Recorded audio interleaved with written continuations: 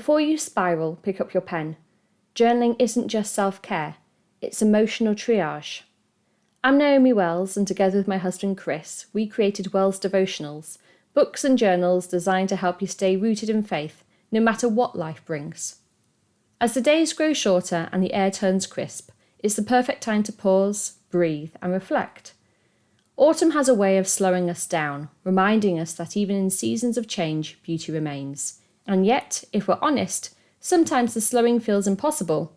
Life keeps moving, the calendar fills, the responsibilities pile up, and somewhere between laundry and the late-night emails, our hearts start whispering, "I can't keep up."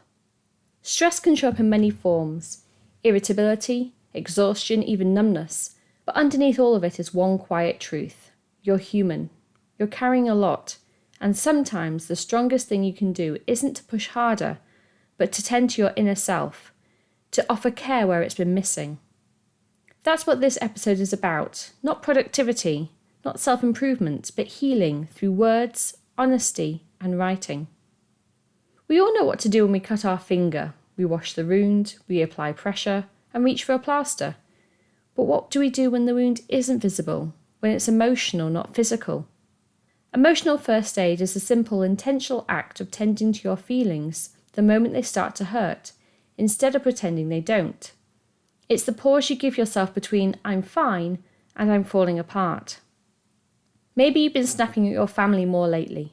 Maybe you feel like you're running on autopilot, or maybe you cry in the car before walking into work. Those are signs that something inside needs care. And just like physical wounds, emotional ones heal better when they're acknowledged early. When we ignore them, they don't disappear, they deepen. Writing can be a balm in that moment. It's a safe, private way to check your own pulse, to see where the ache is and what it's asking for. You don't need a therapist's office or a grand revelation. You just need a page, a pen, and a bit of honesty. Psalm 34 verse 18 says, "The Lord is near to those who have a broken heart and saves those who have a crushed spirit." That's emotional first aid in spiritual form, an invitation to bring what hurts into the light and to trust that peace will follow. So before we dive into the how of journaling, let's remember the why. Because your emotional well-being matters, because your heart deserves tending, because you can't pour from a wound that's still bleeding. You know that feeling when stress creeps up quietly? Your chest tightens, your shoulders lift, thoughts scatter like leaves in the wind. That isn't weakness, it's biology. Your body is doing exactly what it's designed to do in the moments of pressure, prepare you to survive. When something feels threatening, whether it's a work email, a crying toddler, or a thought of tomorrow's bills, your brain flips a switch called the stress response. The amygdala, a tiny almond-shaped structure deep inside your brain, sounds the alarm. In seconds, your adrenal glands flood the bloodstream with catecholamines. That's adrenaline, noradrenaline, and dopamine. These chemicals raise your heart rate, quicken your breathing, and sharpen your focus. It's the same system that kept our ancestors alive and safe from lions, only now the lions look like dead lions in endless laundry. That initial surge is useful for short bursts of energy, but when it never switches off, it becomes corrosive. Cortisol levels stay high, digestion slows, sleep quality falls, and the immune system weakens. You start snapping at the people you love, forgetting small things, feeling both wired and drained. But here's the good news. Your brain also carries its own antidote. One of the fastest ways to access it is through writing. When you journal, several calming mechanisms activate. First, you engage the prefrontal cortex. That's the part of the brain that handles reasoning, language, and emotional regulation. As you put your feelings into words, the amygdala's alarm quietens. In MRI studies, researchers can see the amygdala's activity drop within minutes of affect labeling. That means simply naming your emotions. Writing works the same way. You're translating raw feeling into structured thought, and that translation brings order. It's like moving from a dark, noisy room into one of light and open windows. The chaos doesn't vanish, but you can finally see it clearly enough to tidy it up. There's another layer too. Expressive journaling increases dopamine, a neurotransmitter associated with reward and motivation. That's why people often feel lighter, even euphoric, after an honest writing session. You're literally rebalancing your brain chemistry, swapping stress hormones for feel-good ones. And over time, constant journaling strengthens the neural pathways between the limbic system, that's your emotional centre, and that prefrontal cortex. Translation: you become better at staying calm under pressure. Your brain learns that reflection, not reactivity, keeps you safe. This is the neuroscience of peace. But let's pull it back to something more familiar. Think of your mind as a busy household. The amygdala is the child who yells "fire" at every piece of burnt toast. The prefrontal cortex is the adult who checks the oven and opens the window. Writing invites the adult back into the room. It says, "Thank you for warning me, but we're okay." That's why when you pick up your pen after a long day, you often feel your shoulders drop before you've even finished a sentence. The act itself tells your nervous system, we're safe enough to process this. And isn't that beautiful? God built our brains to seek language as a path to healing. God created the world with words, and in a small, sacred way, we reorder our inner world with ours. Proverbs 2, verses 10 to 11, captures this link between wisdom and calm. For wisdom will enter into your heart. Knowledge will be pleasant to your soul. Discretion will watch over you. Understanding will keep you. That's neuroscience written in scripture form. Wisdom, insight. Reflection literally enters the heart and protects us. Understanding keeps you. Writing is one of the ways understanding takes root. It's how wisdom moves from idea to embodiment. When you write about stress, you're not being dramatic, you're being strategic. You're disarming your body's alarm system and training it to respond with awareness instead of panic. You're choosing curiosity over chaos. I often think of journaling as a difference between drowning and floating. The water might be the same depth, but when you float, you trust that something bigger than you will hold you up. That something bigger can be paper, the process, or your quiet reassurance that God is near. So next time your pulse quickens or your thoughts won't stop looping, reach for a notebook before you reach for distraction. Start with a single line. Here's what's happening inside me. Don't worry about structure. The science and the spirit will do the rest. And as ink meets page, your body begins to remember what peace feels like. The cortisol ebbs, dopamine rises, breathing steadies. It's not magic, it's design. You are wired for reflection, created for restoration. Writing doesn't erase the stress, but it rewrites the way it lives inside you. Sometimes stress doesn't wait for a quiet evening and a cup of tea. It arrives in the car park before a meeting, in the grocery line, in the school run traffic. Those are the moments you need a fast way to release pressure. A rescue ride. Think of these as mini spiritual interventions, small, focused bursts of writing that pull your mind back to the centre before anxiety takes the wheel. There isn't only one right way to do them, because not every storm looks the same. Here are 3 that work beautifully in different situations. 1. The 3-minute dump. When your thoughts are tangled and you can't decide where to start, set a timer for 3 minutes and write everything that's crowding your head. No punctuation rules, no editing, no censoring. Imagine you're emptying a junk drawer. Tip it all out, clutter and all. When the timer rings, stop.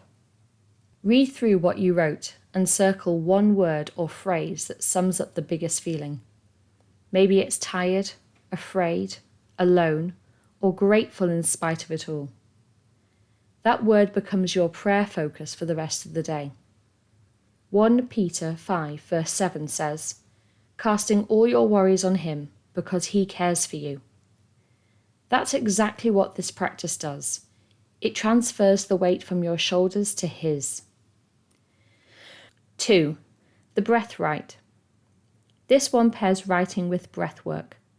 Perfect for panic or tight chest moments. On the inhale, silently count 4 beats and think, Lord, you are here. When you exhale, write one short sentence about what's present inside you. I feel rushed. I need help with patience.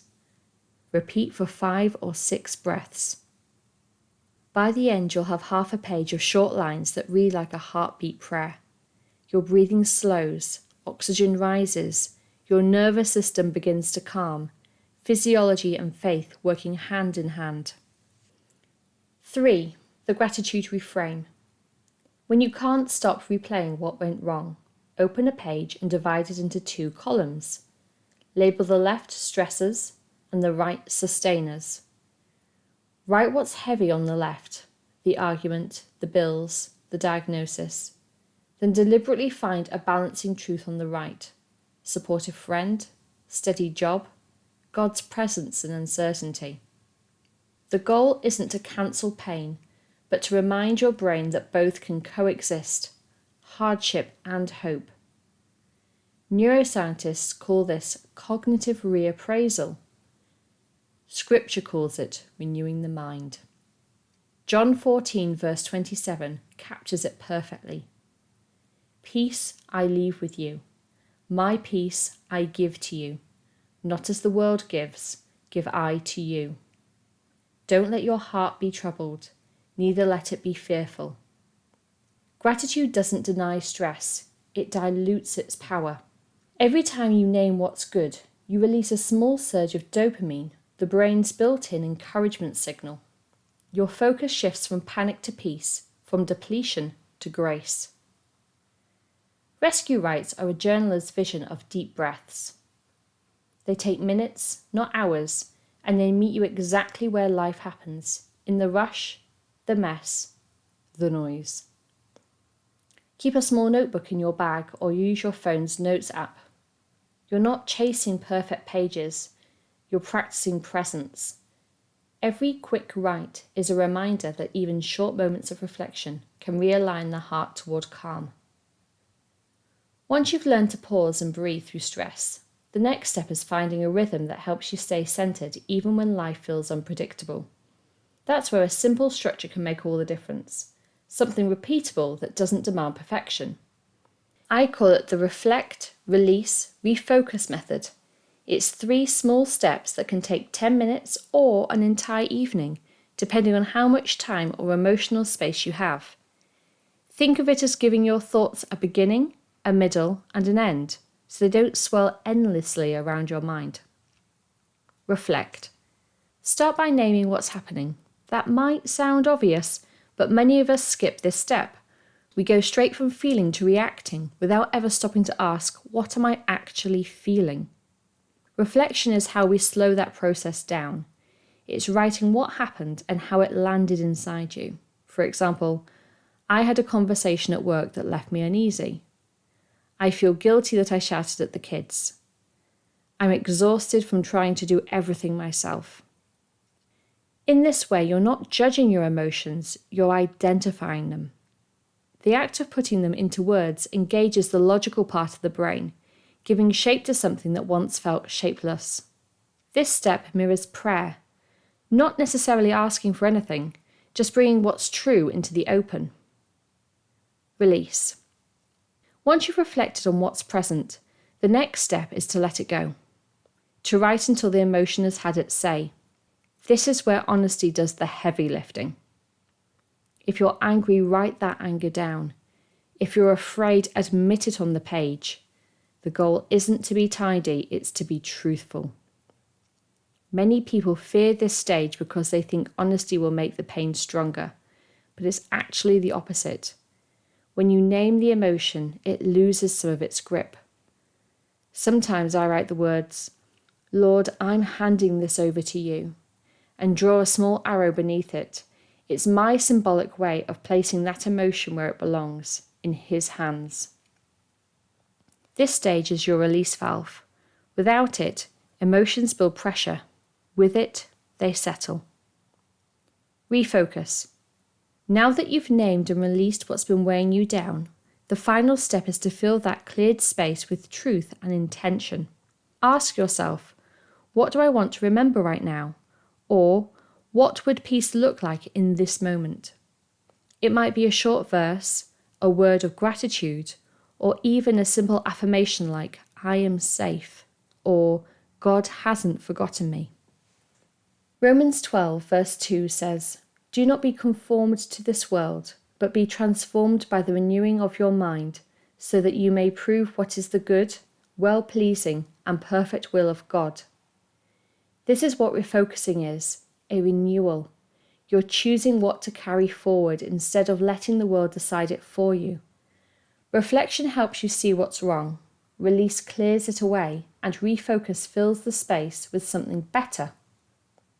You can do this process once a week or whenever stress starts creeping in. Some people set aside Sunday evening to reflect on the week. Others do it in bed before turning out the light.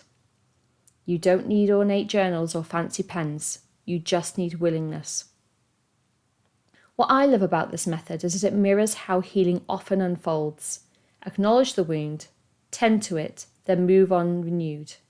Over time, these 3 steps turn journaling from a coping strategy into a spiritual discipline. And the more you practice them, the more natural they become. Eventually, you'll find yourself doing a version of reflect, release, refocus, even in conversation or prayer, pausing to observe, letting go, and realigning with truth. It's simple, it's sustainable, and it's how you start tuning moments of stress into opportunities for spiritual steadiness. Let's talk through an example of someone that I will call Claire. She's in her late 30s, married, 2 kids, a demanding job. Life isn't falling apart, but it feels relentlessly heavy. School emails, aging parents, finances, the quiet hum of worry that never switches off. Claire calls it her background noise. A few years ago, during a particularly stressful season, her father was unwell. Deadlines collided. The children were taking turns of catching every winter bug. She realised she was waking each morning already tense. Sleep wasn't fixing it. Holidays wouldn't fix it. But what finally helped was something surprisingly small. A notebook and a few minutes before bed. At first, she wrote short lists. What went well? What felt hard? Gradually, she began adding 1 paragraph of reflection. What she was proud of, what she needed to release, 1 prayer of gratitude. Over time, journaling became the place she laid her invisible burdens down. One evening, when her father's condition worsened and everything felt fragile, Claire found herself writing, I can't change what's happening, but I can choose how gently I walk through it. That line became a quiet mantra. She still had sad days, anxious moments, messy tears, but she didn't spiral. Writing didn't erase the pain, it gave it form, a container. Psalm 94 verse 19 says, In the multitude of my thoughts within me, your comforts delight my soul. And that's what Claire discovered, that comfort often begins with acknowledging the multitude of thoughts, then finding delight in small, steady truths. Journaling offered perspective, helping her separate what she could control from what she couldn't. It became the habit that kept the long-term background noise at a manageable volume. A simple practice that reminded her she wasn't powerless, just human. Of course, journaling isn't a replacement for therapy, medication, or crisis support. If stress feels unmanageable or thoughts turn dark, professional help is essential. For immediate emotional support, Samaritans International offers confidential listening in many countries. You can visit befrienders.org for local helplines. In the US, you dial 988. In the UK or Ireland, call 116 123. Help is always available. But for everyday strain, for the nights when life simply feels too much, a pen, a few honest lines and a prayer can still be powerful first aid for the soul. So what are the common blocks? If journaling was as simple as buying a pretty notebook, we'd all be pages deep by now. But the truth is, the hardest part isn't the writing. It's starting and then continuing. Every person I've spoken to about journaling has hit at least one of the same obstacles: time, energy, confidence, or consistency. And most of us face a mix of all 4. Let's talk honestly about each one and how to work with them, not against them. Number 1, I don't have time. Time is the number one excuse, and it's an understandable one. Between family, work, and the endless list of tasks that fill a day, journaling can feel like a luxury. But here's the thing. Writing doesn't ask for hours, it asks for moments. Think about the natural pauses already built into your day. The school run cue, the 10 minutes while dinner's in the oven, the quiet after everyone else is asleep. Those are small, sacred windows that can hold a few sentences.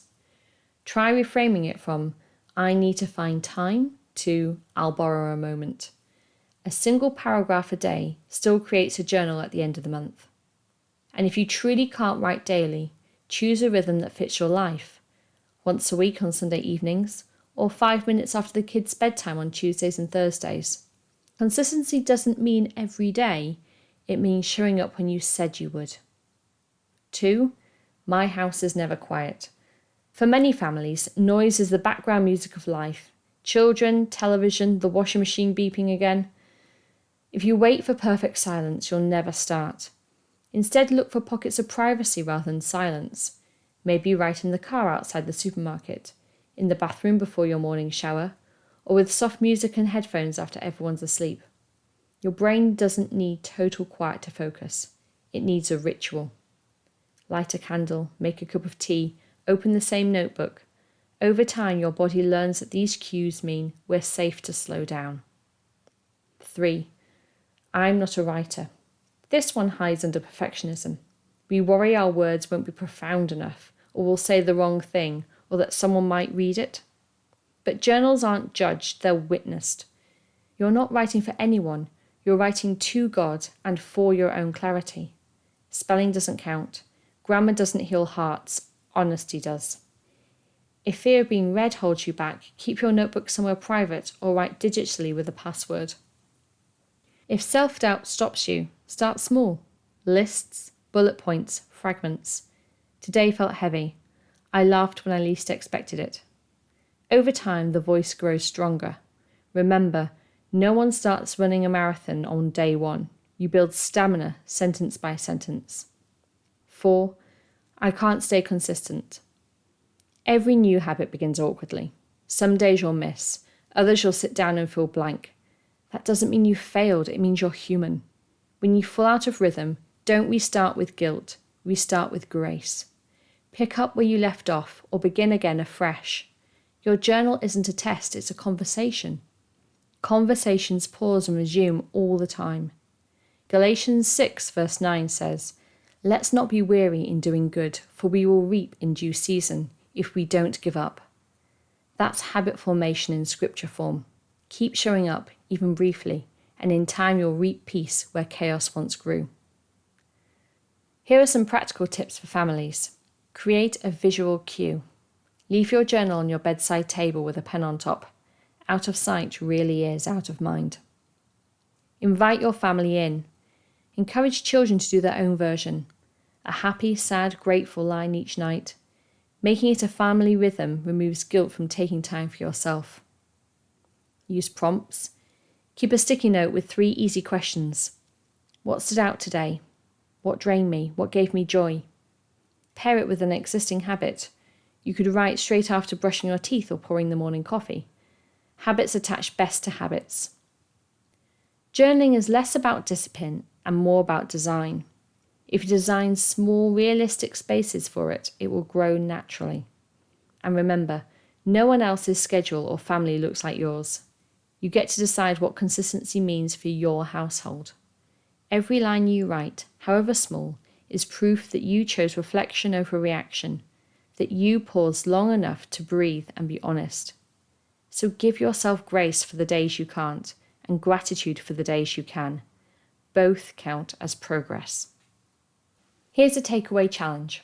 Before we finish today, I want to leave you with something simple but powerful, a short challenge you can begin tonight. Set aside one quiet moment, maybe after dinner or before bed. Open your notebook and write across the top of the page. What is my stress trying to tell me? Most of us spend our days trying to silence stress, push through it, cover it, pray it away.